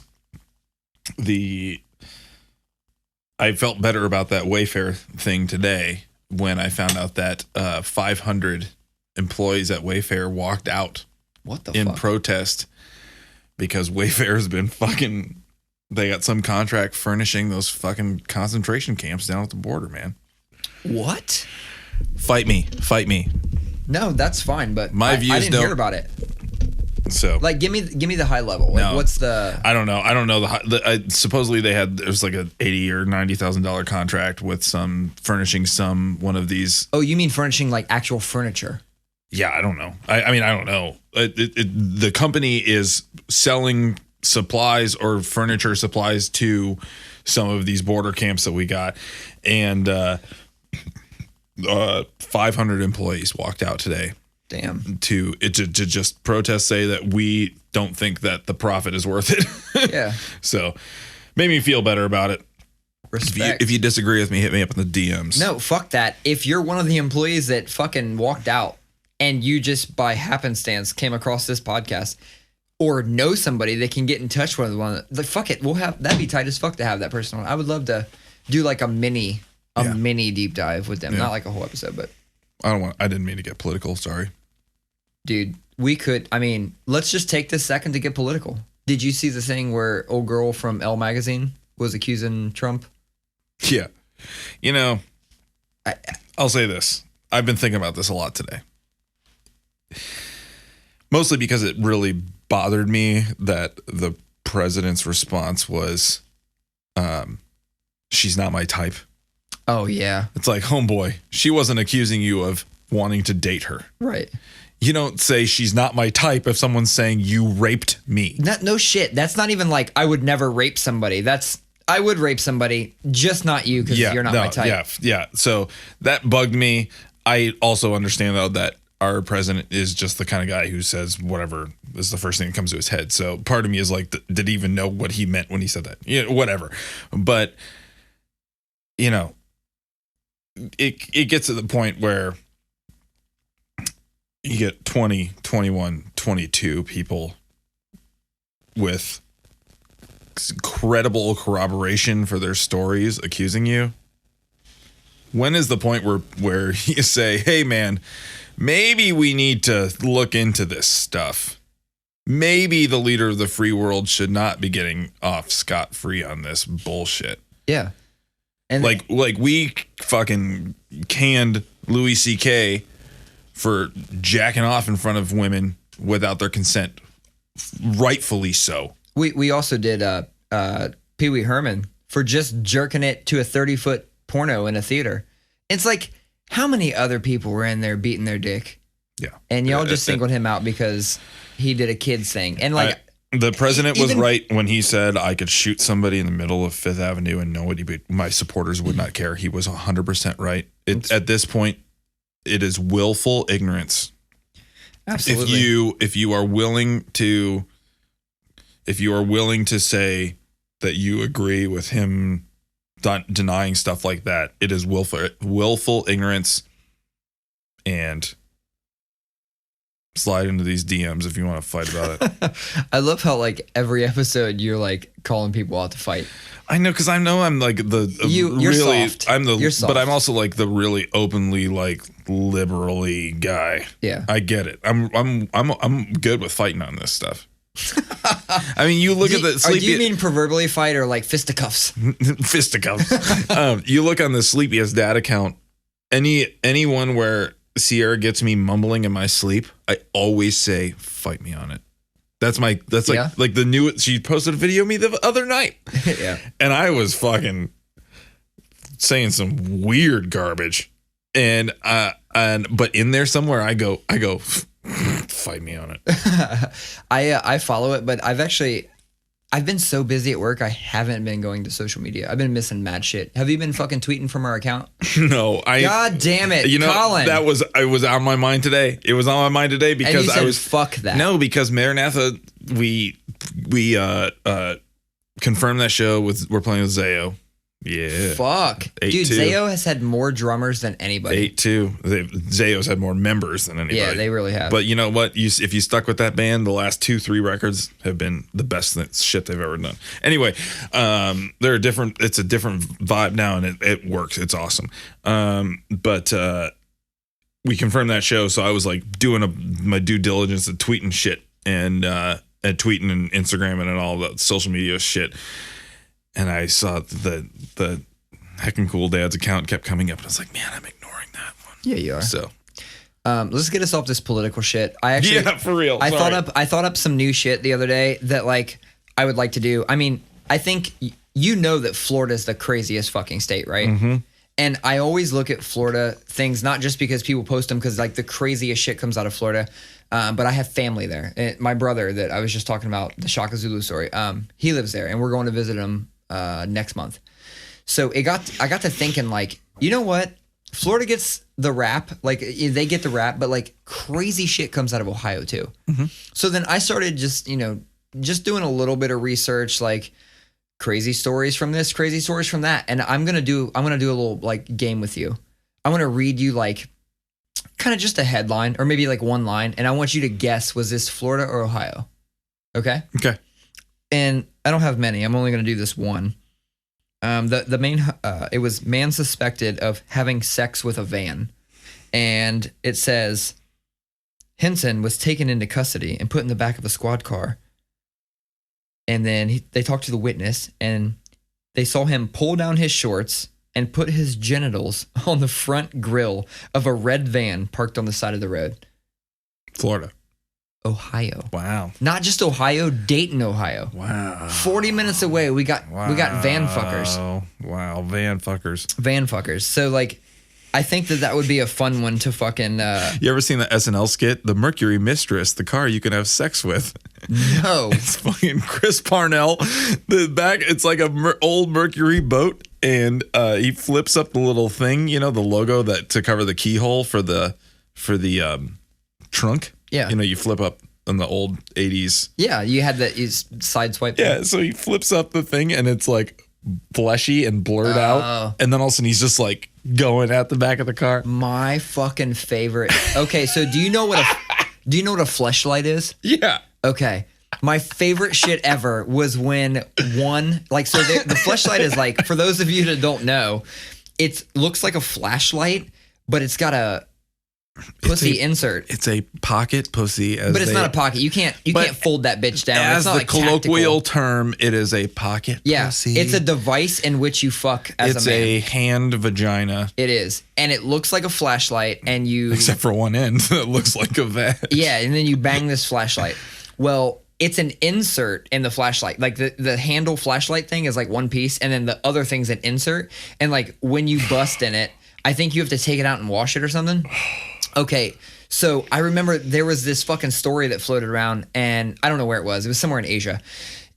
They're like, oh my God, this rare mushroom washed up on shore, and then they had to recall the story and put out a correction the next day. It was a fucking FleshLight insert, and they thought it was a rare mushroom they hadn't seen. Oh my God, and it was a FleshLight insert. All right, on to the next question. Dude, I got one more story. So a lady turns in her estranged husband's guns to the police, posts some domestic violence charges, but she ends up getting jailed for 6 days for theft. That is Ohio. Florida. No. Yes. You're 0 for 2. Damn it. You're 0 for 2, but I like that little segment, and I think that we can go back to that segment. So some days I work out of my main office, and then like because we have teams, everywhere. Some days I'll go to a different office and work with them. Like, I'm part of a team that all sits in one location, and I sit in a different location. And that's my like software development team, right? So I go over there for all of our like refinement sessions and shit.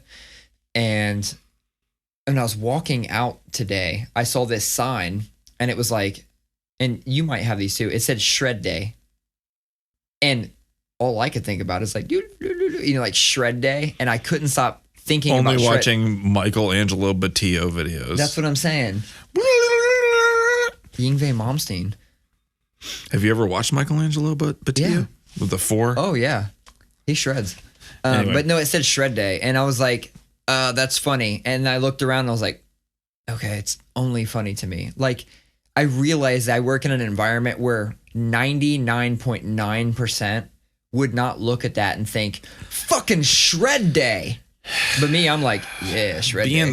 Being the lone metalhead is rough sometimes. It really is. Yesterday, I walked down to Spoonful Records because Spoonful Records is a downtown record store. I don't know them very well. I've only been there a few times, but I know like the people who own it are super cool, and it's like it's a really cool little boutique record store. And they just moved from like 10 blocks away to 1.5 blocks away from my office, which having a record store with a decent metal section and a decent punk hardcore section and a decent rap section is a bad news to be that close to my office. And so I go down there because they just opened last weekend, and I to their moved location, and God damn it, and I walk out with the new Baroness record on vinyl just because they had the indie store limited edition version of you can only get those colors in indie record stores, and I was like, shit, I didn't know that somebody had them here. So I got one, and then it was sitting on my desk, and one of my higher ups walks by, and he's like, oh, this is cool, and he's looking at the artwork and stuff like that, and he goes, is that headbanger shit? And it's just like, well, I was like kind of ish a little bit, but like, it's just like that's always the first assumption is like, what crazy shit are you listening to in your headphones? I've explained this to people before. Are you one of those people that goes, I hate labels? No. Okay. I mean, yes, but no, not in that. I wouldn't like, no. Are you one of the people that takes metal and breaks it? I love labels. Do you break it down to like obscene levels? Yeah. Me too. But I mean, not with people who don't understand. If somebody says, what kind of music do you play? And I know that they don't know shit about shit. I say, oh, I play heavy metal music. I do that too. But everybody understands what that means. There was like lots of people. I remember lots of people that like would always be like, oh, what metalcore and new core and blah, blah, blah. Like, why is there so many fucking labels? And they think it was stupid. And I'm like, you ever walked in a supermarket and saw food and drink? Right. I'm like, no, motherfucker, you've got juice and soda and pasteurized shit. Like that's the importance of label. Like nobody wants to walk in there and just pick up random fucking boxes of food till they find the one that tastes good. Yeah, I mean, you can get like super dorky and like be like, oh no, that's not technical death metal. That's brutal technical death metal. You know, you could like with zeros. You know, you can you can do shit like that. But at the same time, it's just like it is something that metal dorks go crazy about. And I like that. You know, I am totally like that. Oh, I fucking love labels. If I'm talking to somebody who knows what I'm talking about, I will go hard on that stuff. But, you know, I've talked to my dad at length about this, and he said, you know, it's no different than in the 70s. My dad's a jazz nerd, and he's like, oh, we would argue if that, like, for 2 hours, if that Miles Davis record was bebop or hard bop, you know, like it was all, you know, he's like sub genres within genres it's nothing new. I love it because when I want to hear something specific, I want to have a way to fucking search for that specific thing. And that's why I love those Spotify things where they just recommend shit. It's like, oh, people that like this also like this. And I dive down that sometimes and I look for the ones that I don't know and I fucking check them out. But you mentioned something earlier, and we've been going to do this for a while, and you kind of segued us in unintentionally. You said that also has a decent rap, and like that's one thing that we don't talk about enough on here is rap. And we both, I mean, like, yeah, I listen to metal and shit, but like I find myself listening to just a lot of rap, and it's been a really fucking good year for rap. Lyrical. Hard lyrical hip hop is back. Yeah.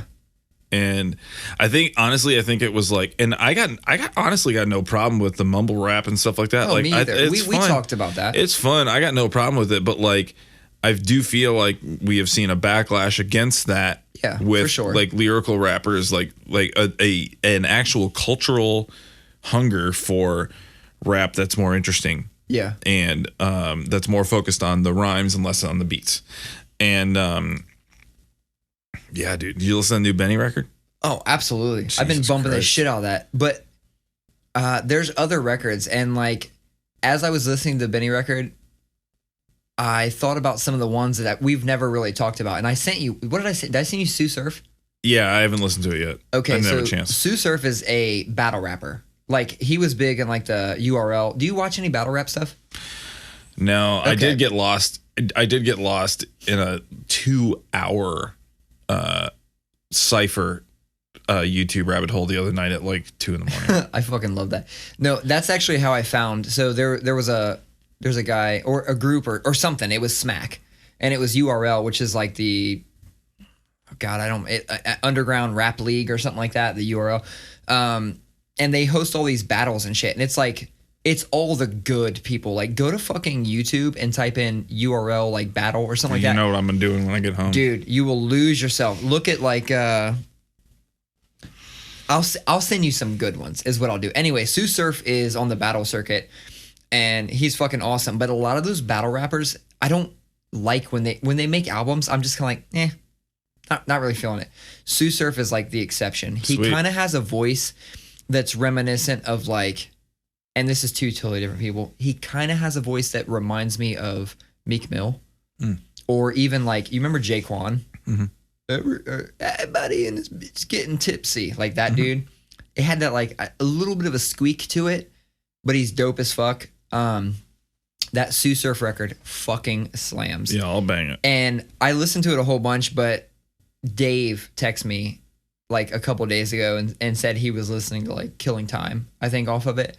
And I was like, oh yeah, so it's been this resurgent. I've just been going back through like the catalog of good records that came out this year, and I think that came out like January. Another good one. Did you ever fuck with Jim Jones? You know, it was never really squarely on my radar.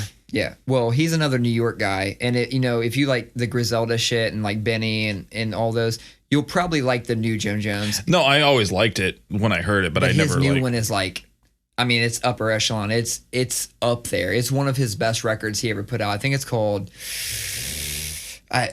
maybe like El Chapo or El Capo or some shit. I can't remember. It came out last month or the month before. But that record fucking slams. Go ahead. I was gonna say, I was actually, you go chime in. What is it? No, it's not a record. Or, I mean, it's not out yet. What is it? Westside Gunn announced today. Oh, yeah.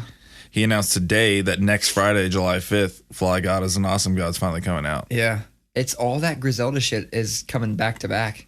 And I was looking at, like, he posted the back, like, the track list and, like, the credits, and there was, like, some good features, and there was, like, The Alchemist and DJ Muggs. I mean, it was just like, Jesus Christ, man.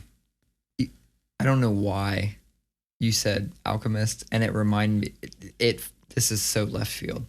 It reminded me of the Anarchist cookbook. What? Did you ever read that? No. I didn't really read it either. No, I mean, I know of it, but no, it was never. There was always like this like thing where it was like, oh, if you read that, you'll be on the FBI's watch list. Yeah, it was like urban legends. I flirted with anarchism. In what regards? Elaborate. It was actually very serious. Like, did you throw a Molotov cocktail? No. Oh, okay. I'm saying, like, I did. Phil. Go on. We'll compare stories and see how extreme you got. No. There's no extremity here. I flirted with anarchism as a philosophy, like anarchism, Marxism, and I was a Christian at the time. Yeah. And I read this. It was a fantastic book called Anarchy and Christianity, and it was a theologian who made an argument for how those things work together, and didn't totally sell me, but it was one of the first books I read that made me realize it was okay to be a Christian and be a liberal.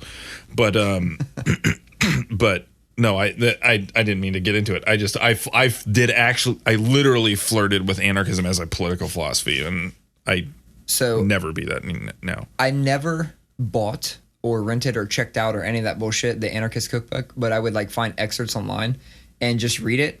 And I remember there was like, you would be the guy to make a Molotov cocktail. Absolutely.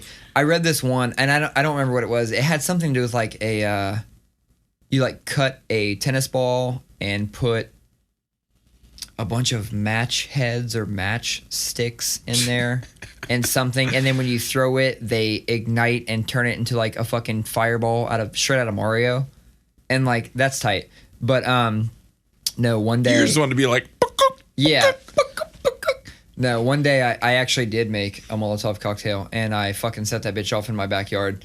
I took a 22-ounce Smirnoff ice bottle, and dude, I know it's so bad.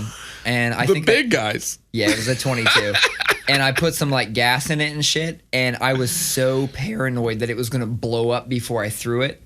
I mean, I was like terrified. So you're supposed to like soak the whatever you put in, the rag, you're supposed to soak it so it really burns. But I was like, well, if I soak it and then I put it in there, it's gonna burn down in there and fucking blow up in my hand. And so I only soaked the tip, and I threw it. Just the tip. I threw that bitch into my alley, and it was like, and it fucking exploded, and there was gas, and it was burning, and I was like, dude, my heart sank, and I panicked, and I was like, ugh! And dude, I was like 17 or 16 maybe. I was a teenager for sure, and I panicked so hard, and then I just ran off. I don't know how it went out. I'm sure it burned out real quick. I'm sure it did, but dude, it was terrifying. That's hilarious. Did you, man, dude? I'm fucking. No, I didn't do crazy shit like that. I'm showing my true colors. You didn't ever play with fire? No, I mean, played with fire enough, but like I never did anything bad like that. So when I was even what time are we at, by the way? We're at 1 hour and 37. Oh, we gotta probably wrap it up in the next like 10. When I was a kid, even younger than that, I was probably like, I don't know, 13. I fucking was playing with a lighter, and I was like, I'm gonna light this cotton ball on fire, and that motherfucker was like, oh yeah. I mean, I was like, what the fuck was that? It was almost like a piece of flash paper. I don't know if you ever fucked with magic, like actual magic tricks, but flash papers are real thing. I know what that is. Okay. But I don't know if you ever fucked with magic. Dude, I had mad like magic trick Oh kits. my God. Anyway, so like I lit this cotton ball and it was like, and before I even dropped it, it like burnt up and disappeared in my hand. And I was like, I gotta buy a bag of cotton balls because I could do that all day. And so I go to the store and I buy a bag of cotton balls, and I light the first one, and it didn't like disappear the way the first one did. And I was like, holy shit, are there like different cotton balls? So these cotton balls have something in them because they weren't burning the same way. But I was still lighting them and throwing them in a Band-Aid container, and Band-Aid containers used to be metal. Yeah. So I'm throwing it in there, and me and my friend, we're like, I don't know, we got to be young. We're just lighting them, and like, whoa, it'd like make this little fireball, and then it'd kind of burn out, and we'd throw it in the tin. Well, his mom was like, "What are you guys doing up there?" And we panicked. We shut the lid and we hid it behind the toilet. And for like 30 minutes, she was like, "Oh my God, I smell smoke. Oh God, something's on fire." And they had those like the crawl space into the attic. It wasn't like a walk-up attic, but it was like a crawl space. She thought something electrical was happening in there. So she had a stick or a broom or something, and she's like poking that, and she's like trying to get in the attic and freaking out. In 30 minutes, they're like, "Oh God," they're touching the walls to see if they're hot. And I keep looking at them like, dude, we might have to own this. We might have to like put a fucking end to this madness. And finally I was like, we were setting cotton balls on fire, and there's a Band-Aid container behind the toilet. And then there's burning cotton balls in it. Fucking cotton balls, they're on fire. Like, just go get it. And then, dude, she came down and talked to my mom, and my mom was like, she was livid. But I knew it was going to happen. So we told her, and then I bolted out of the door, and I was like, "Okay, Mom. So before she comes down here, because I know she's coming down here, just wanted to tell you," and I totally prepped to my mom, so like it wasn't a shock to her when she came, but she came down and told on me and shit. It didn't stop me. I kept playing with fire, and I caught a fucking trash can on fire one time. Hell yeah, you did. It fucking sucked. You know those big dumpsters like in the back in like alleys? Did you grow up where there were like alleys? No, but okay. Well, we had they were big fucking like. No, I mean like when I moved here, I lived in Victorian Village. Yeah, and yeah. They had those big fuckers. Yeah, so I was just like lighting things and like just throwing them down. Like I'd let like it was a fucking leaf. I was like letting it burn, and I'd throw it down. So I throw it down. I don't know what the fuck happened. I got 4 houses away. I'm walking into my backyard, and then the guy doing yard work next to me goes, "Hey Jeff, will you tell your mom to call the fire department? There's a fire down there." And I go, dude, again, my fucking heart sank, because in my mind I go, I did that. There's no way that wasn't me. I just walked by there. I was playing with fire. But the saving grace was when fire department comes, they put it out the whole 9, and that motherfucker was raging. Like it got so big it was touching telephone lines, like the wires. It was melting the plastic of the wire. And it really might not have been me. It's just in my heart of hearts, I felt it was me. But he was like, yeah, there was some little blonde kid literally looking in the trash can and doing stuff before it happened. So that kid might have actually done it. But in my heart, I felt guilt because I'm like, oh man, that was... You own up to it? No. Hell yeah. This is me coming out and owning up to it right fucking now. Nice. And that happened, I was probably, again, early teens. I don't know if you saw my Instagram the other day where I was burning shit in my backyard. Nope. Oh. Anyway, I made a giant... Oh, yeah. And you had the fucking... You got to create that little teepee of wood. Yeah, there was like... Somebody in my neighborhood last year was like, free wood... And it like it's on the corner, so I went and grabbed it, and it was like rotted out ass like small railroad tie looking shit. So it's just been sitting there, and we were like, but it's dry enough. My best friend and I were just fucking around. We were like, hey, let's burn this shit. He had diesel because diesel's awesome because it burns super slow. Yeah. And so we just set up this like giant teepee thing and just like cover this thing and light this thing up, and slowly gets huge, and it's just like. That's why I posted a slow-mo video of it, because it was just fucking so fucking evil. Yeah, it was raging. And anyway, my fire pit is like a makeshift fire pit that I made out of bricks that I also sourced, somebody giving away in my neighborhood, that used to be a walkway, and they're like these like 1-inch thick bricks. And there's probably 7 or 8 rows of them, but it's not like mortared or anything like that. I just have them, staggered. And this fire, it finally falls over, and it's like leaning on one side, and they're porous bricks, and it had been raining for a week, and dude, that fire was hot, and we were just sitting there, and it was just like Were the bricks breaking? There's literally a third of my fire pit where there's just it's like it looks like a bomb went off. Like there's just like pieces of brick all over the place. Wow. It's crazy. It's crazy. Yeah, so my neighbor, like across the street, I say my neighbor loosely, right? They're like, we have a community and they just plopped this community in the middle of country.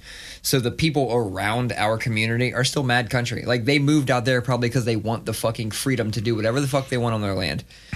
Well, the guy right across the street, he's like, I don't know how to describe it. Like he's like your typical like country. The house is a little bit shitty. Got a couple big old barns. He brings this tractor out and cuts all the grass when it gets to like fucking 3 foot.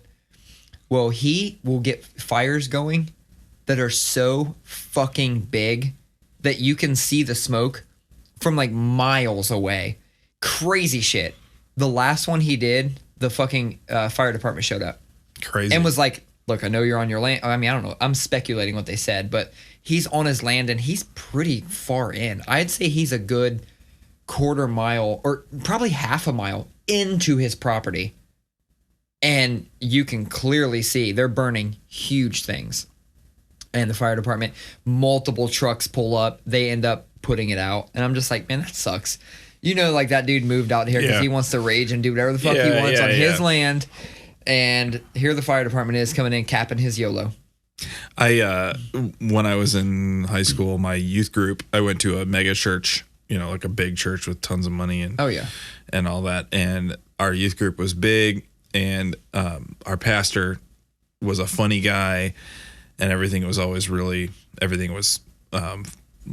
in excess. And our youth group had a mixer thing, and it was where normal youth groups would have a bonfire. They said that we were going to have a Bon Inferno, and we had flyers for it. They said it was going to be a Bon Inferno.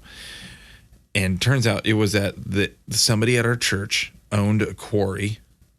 So it was in a quarry. So there's no vegetation. Yeah. And there's just piles of rocks on all sides.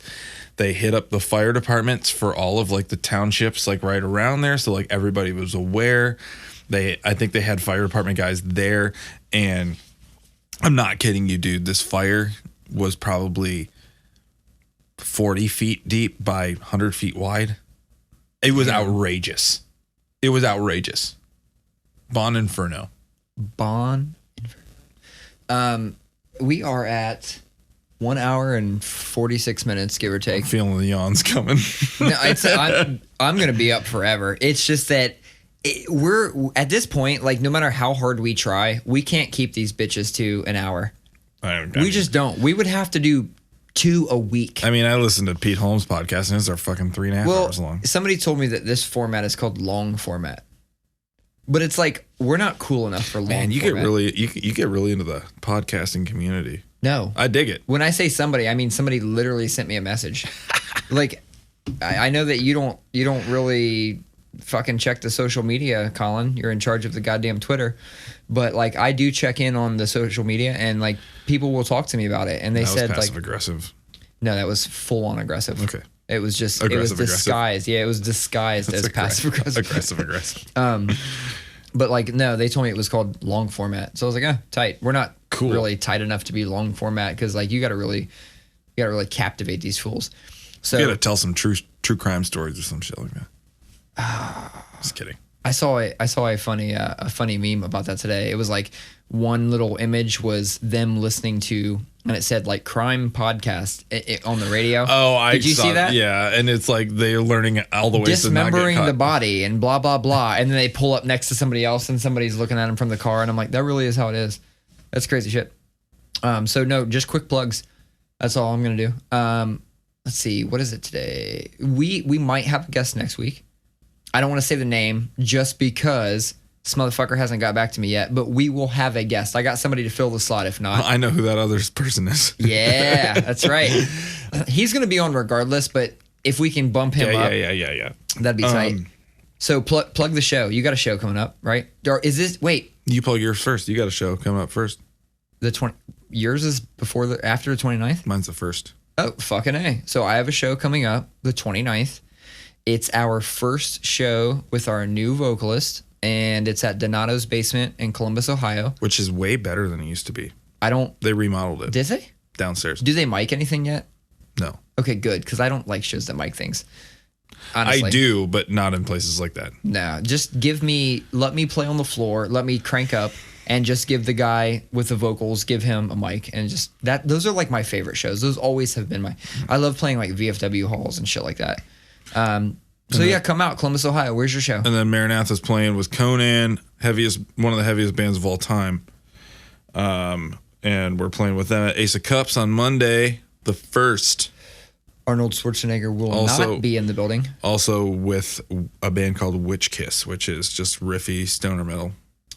We're playing with From Another Planet, which is tight because their initials are FAP. And I love when I see FAP. I thought you were going to be like, and I love to FAP. No, man. But one more plug. What do you got? This Friday, man, Freddie Gibbs and Mad Libs records coming out. Oh, shit. Their second one. You know, I actually had queued up for us to talk because I know we've been trying to talk more rap shit, and I don't want to get us into this now because we're at an hour and 50 something. Yeah. Yeah, I'm glad you said that, but next podcast, I'm saying it on here to hold us accountable. Next podcast, I don't want to argue about the best lyrics or bars of all time, but bring some of your just favorite. Mm-hmm. You know, and like, I'm not even going to say that my favorite are the best. They're just things that somehow resonate with me that when I hear that, I'm like, dude, I like that shit every fucking time. I like that shit. Spoiler, one of them is a Drake line. I fuck with Drake. I've got some mainstream ones too. Tight. But yeah, that Freddie Gibbs record I think is going to be the rap record of the year. Dude, and there's so much. There's a lot of good. There's really a lot of shit. One song, he posted the track list though, man. One song's got Push and Killer Mike, and another song's got fucking Mos Def and Black Thought in it. So Jesus. My favorite record on that new Benny album is 18 Wheeler with Push. Dude. My friend described it. He said Push walks in like he's wearing the championship belt. You know what? Fuck it. I'm going to say this one thing, one line. Your voice keeps cracking, man. It does, dude. I've been doing vocals all day. Mine would have been like that last night. We have a show. Mine was like that last night. We're in my practice space. Yep. Where you walked in at the end of my practice. He was still fucking jamming. I was still playing guitar. Yep. No, one of the lyrics that I had queued up is fucking from the Push 18-wheeler. And I only want to say this now because I want to take it off my like master list, right? Only because it's too new. I feel like I'm not allowed to have this on my list. But it's what he says, with a 80-20 split like Master P, why would I 50-50, you ain't half of me? And I'm like, I fuck with that. I love that lyric. Yeah. That's one of my favorite lyrics from that record. So I'm going to take that one off. But next time we get together, let's talk about like our top like 3 or 5 favorite bars. Yeah, I got and it could be from any time, right? You ready for that? I've been ready. All right. Fuck. What are we on? 12? Is this episode 12? Episode 12. All right. Episode 12. Heckin Cool Dads for now. Give us some new names. We got to fucking get rid of the dad connotation, as Dave called it, the Danny Tanner. We got the Danny Tanner name, so we got to get rid of that. Let's call it Fuck Danny Tanner. Fuck Danny Tanner. Just kidding. Heckin Cool Dads, episode best dads 12. Ever. Peace. See you.